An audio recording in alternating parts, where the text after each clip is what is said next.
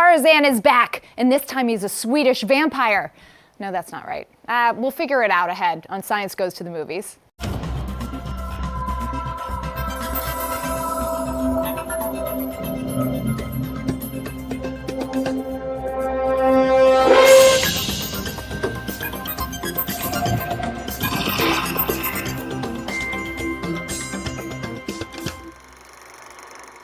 Welcome to Science Goes to the Movies, a look at the stories of science and how they change our culture. I'm Faith Salie.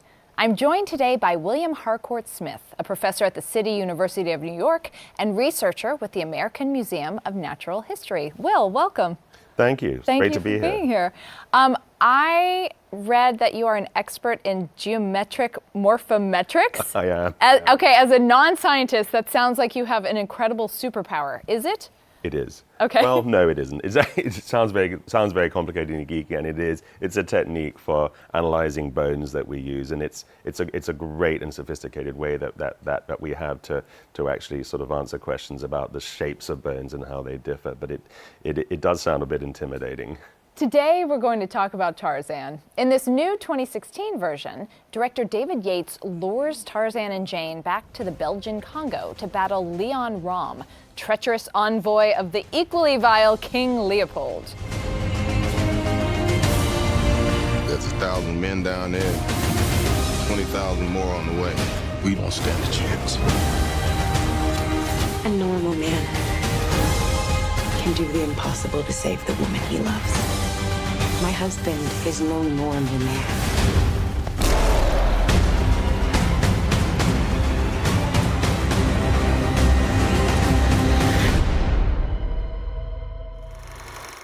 In this version of the story, the very first thing we see of Tarzan, Lord Greystoke, is his hand.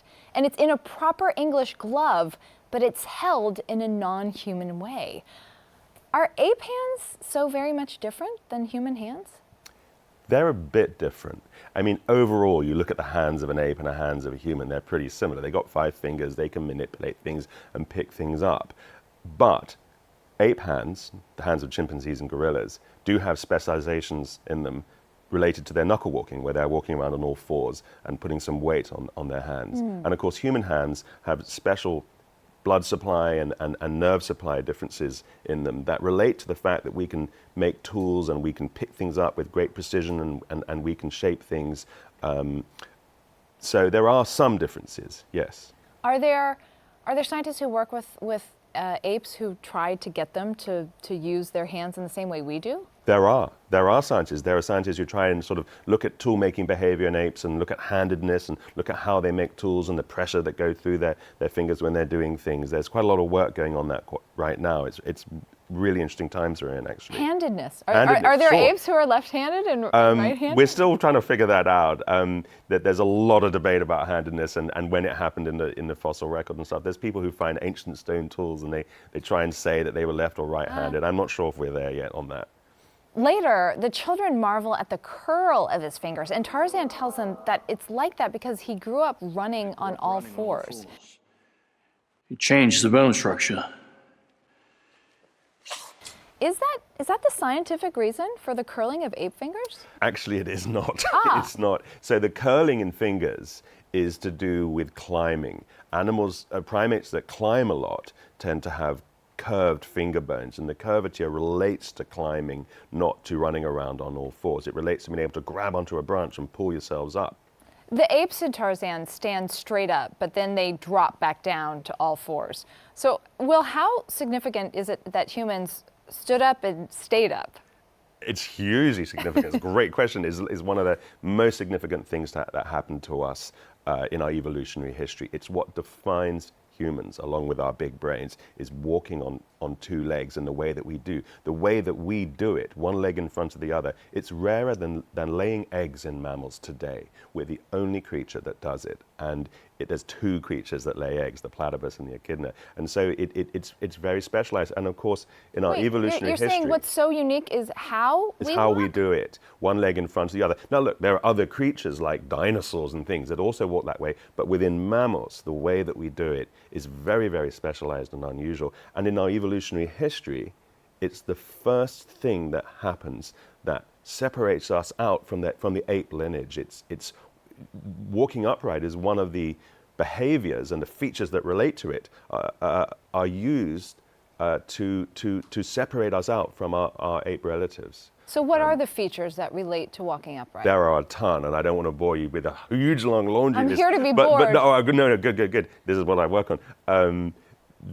Everything from our wide, our sort of short, wide pelvis that acts like a cup to support our upright body, our long legs, the locking mechanism in our knee, our large hip joint, our arched foot, the way that our head balances on top of our spine. There's a suite of features throughout the whole skeleton that facilitate us as we walk along on two legs, because it's very easy to topple down when you're walking on two legs. You know, if you're on 3 or 4, you're closer to the ground and you've got more support. But you're right, and we forget this until, I have a 2-year-old. Right, exactly. It is so sweet to see children learn, and you forget, that's hard. It is hard, and their bones aren't fully formed and aren't fully grown. That's it takes some coordination and some time for it to happen. That's why babies are very helpless, human babies, until 1 or 2 years old in terms of moving around, and even then they're sort of stumbling and stuff. But after that, we're incredibly good at it, and we do it for the rest of our lives.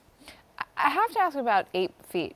I mean, how helpful would it be for us to have a set of prehensile toes? I mean, it seems like we should still have those. It would be incredibly helpful. You just have to imagine you're sitting there and you can hold the remote in your feet and change and channels eat and do things. Exactly. Might alarm a few people, but anyway, it would be incredible. But of course, we are bipedal and we're walking on 2 legs, and our foot is heavily modified so that we can efficiently walk on 2 legs and get around. And so, we've lost that ability to grasp and pick up things with our feet and such. Some of the muscles that do that are still there, but in the foot, So we could kind of train ourselves if it were important? A little bit, because the shape of the bones doesn't allow much movement. But people who lose their arms in accidents can actually train to grasp with their feet a little bit. And there's people who paint with their feet and can do other things. I mean, it can be done, but you'll never get the mobility and the flexibility you would as in a chimpanzee or a gorilla or another ape.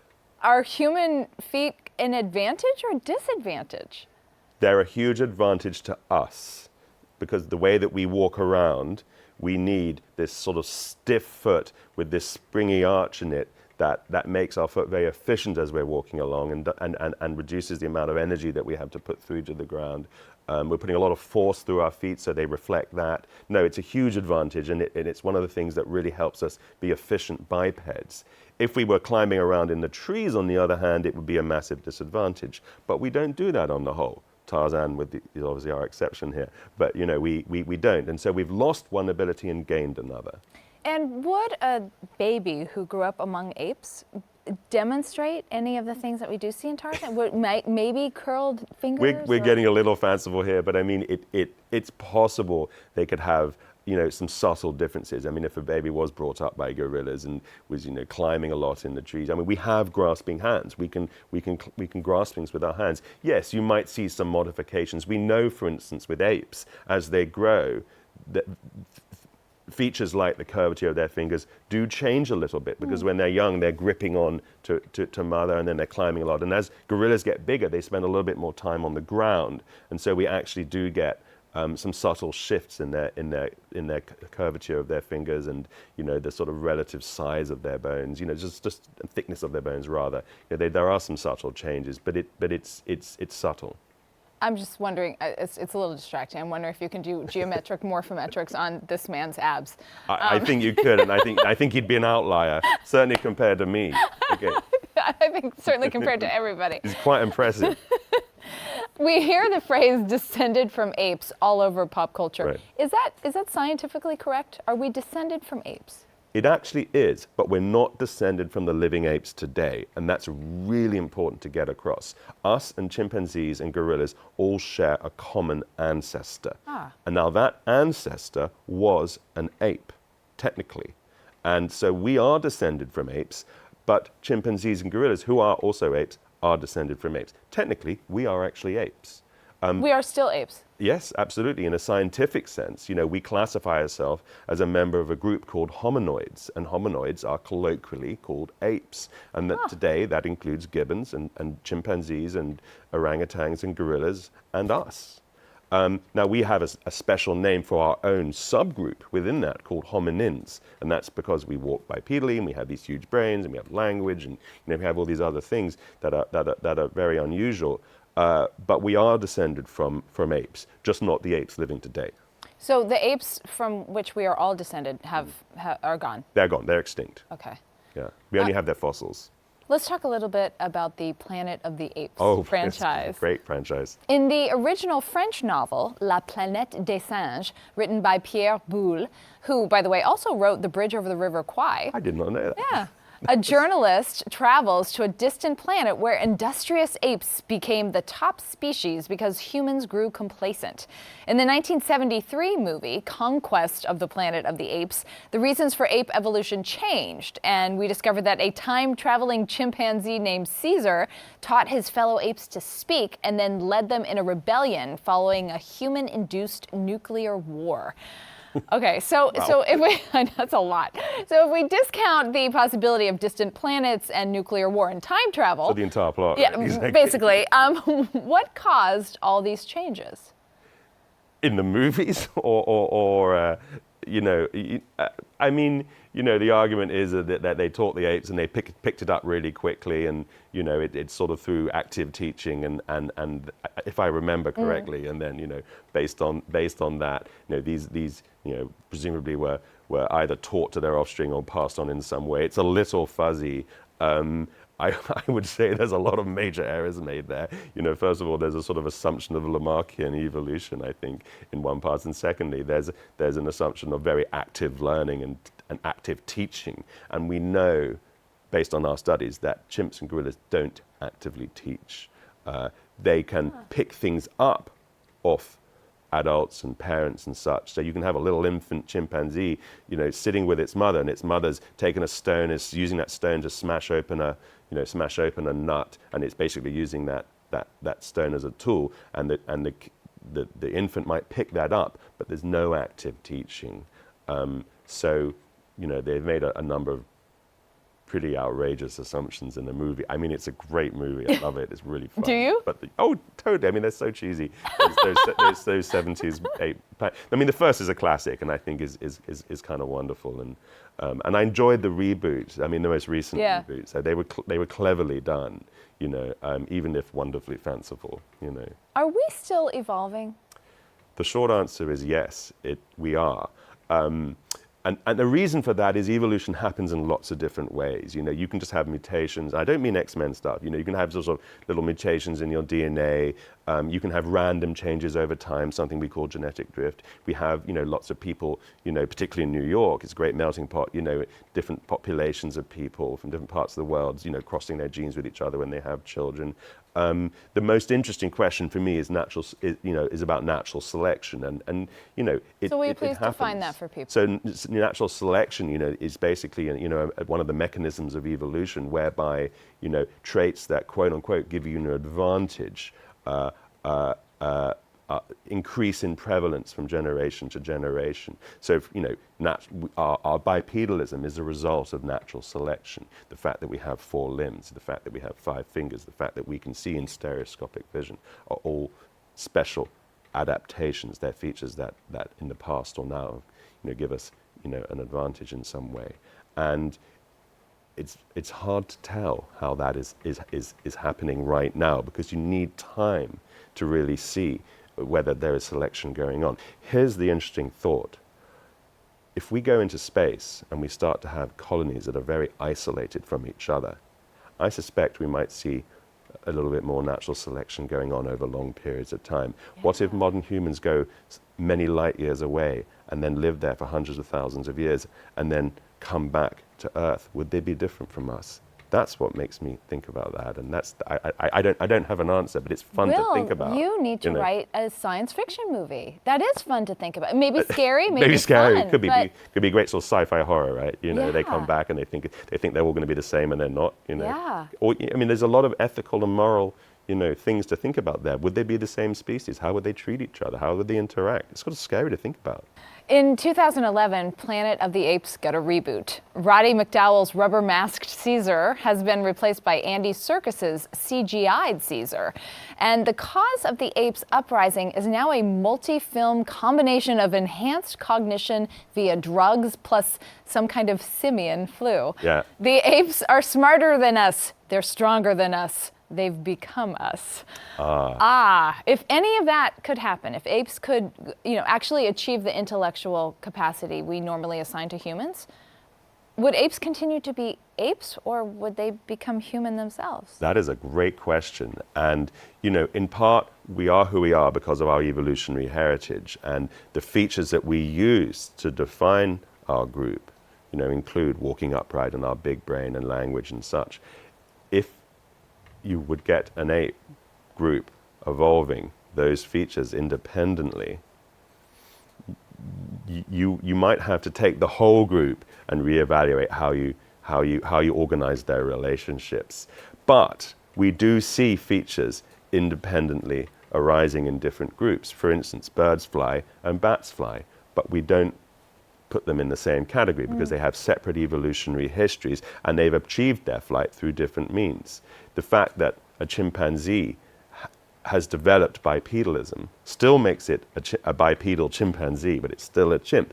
But given that we use these features, to define hominins, I think we'd have our work cut out for us, and we'd have to sit down and have a rethink about where we organize everything and where we name everything. But things do happen independently in evolution, and so based on their lineage and who they were, you'd still put them in a discrete group, but it would perhaps change us in the way that we think about our uniqueness as humans. It really would. So what is it that makes us human?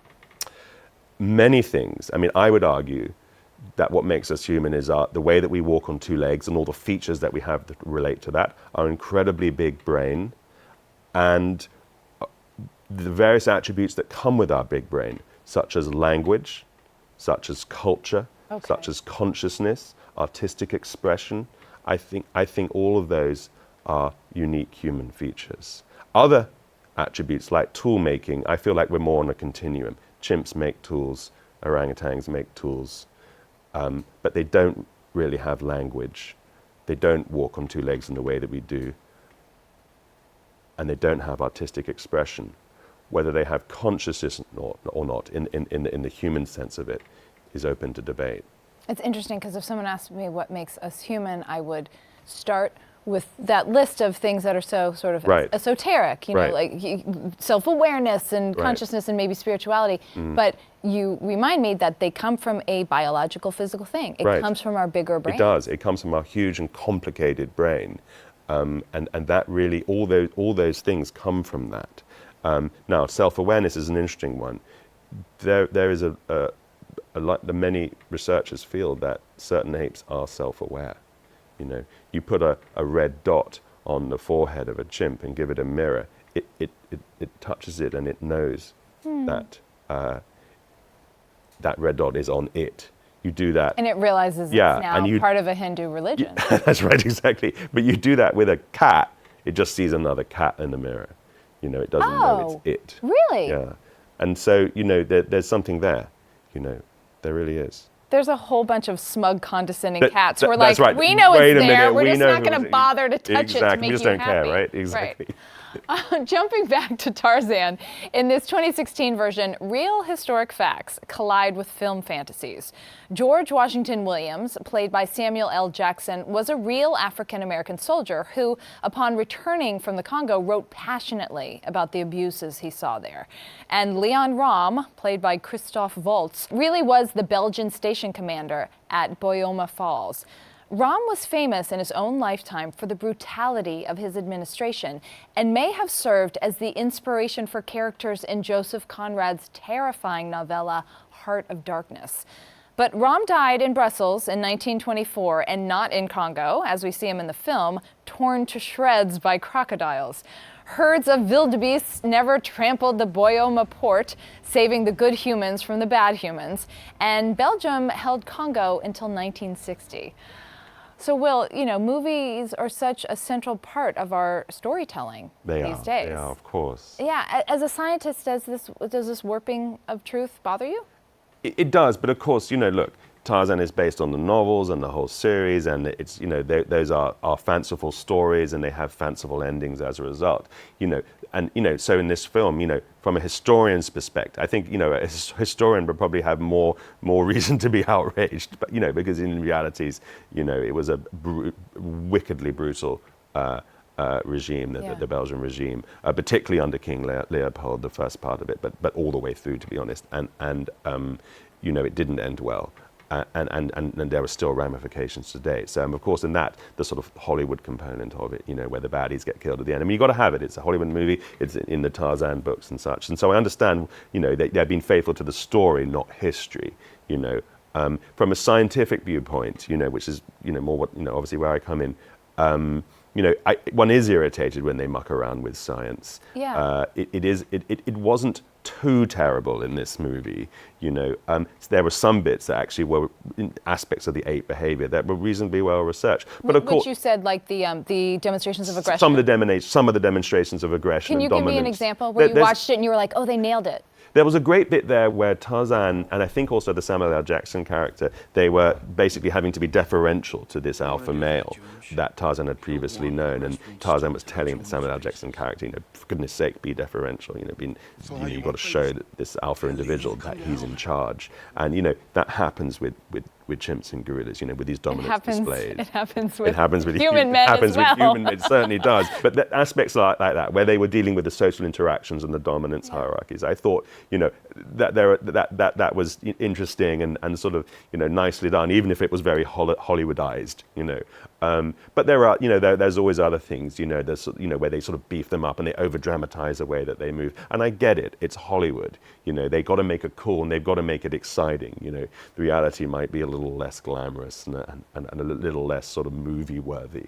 So you understand why Hollywood over dramatizes and messes it up. But is there a danger sometimes when Hollywood messes up the science? Absolutely, there can be a danger. And for instance, if a movie were to deliberately try and deny evolution or deny climate change or something like that, it can be very, very dangerous. You want people to, leave movies that are trying to be scientifically accurate, not misinformed. You don't want people to think that we evolved from gorillas or chimps, for instance, because we didn't. Chimps and gorillas have their own evolutionary trajectory.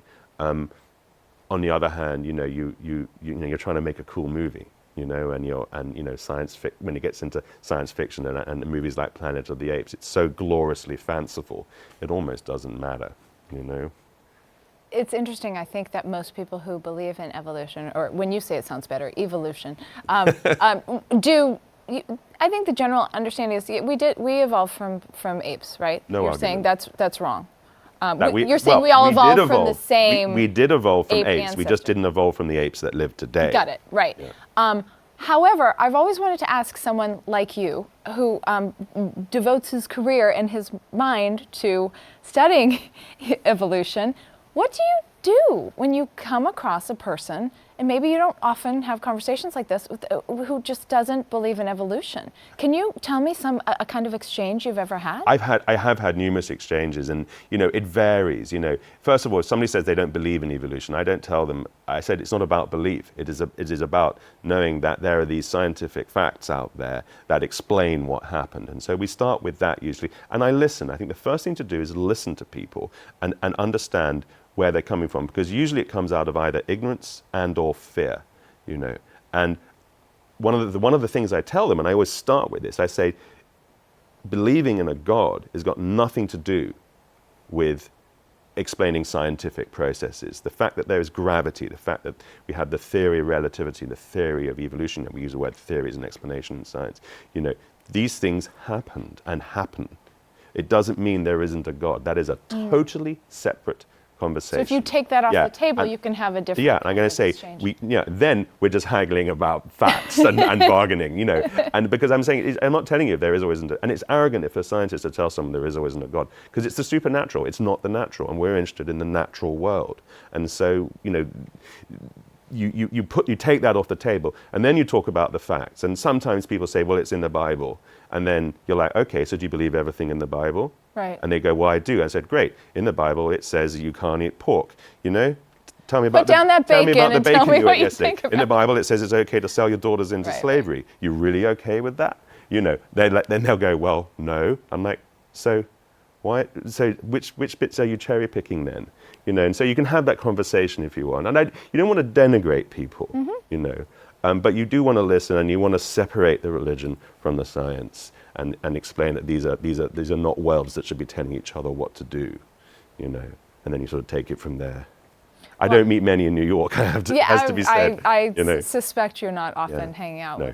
with creationists. I wouldn't choose to either, really. But you know, you meet people, and sometimes people's parents, and they're a little bit unsure about it all. Yeah. You know, but I try and listen respectfully first before going for the jugular.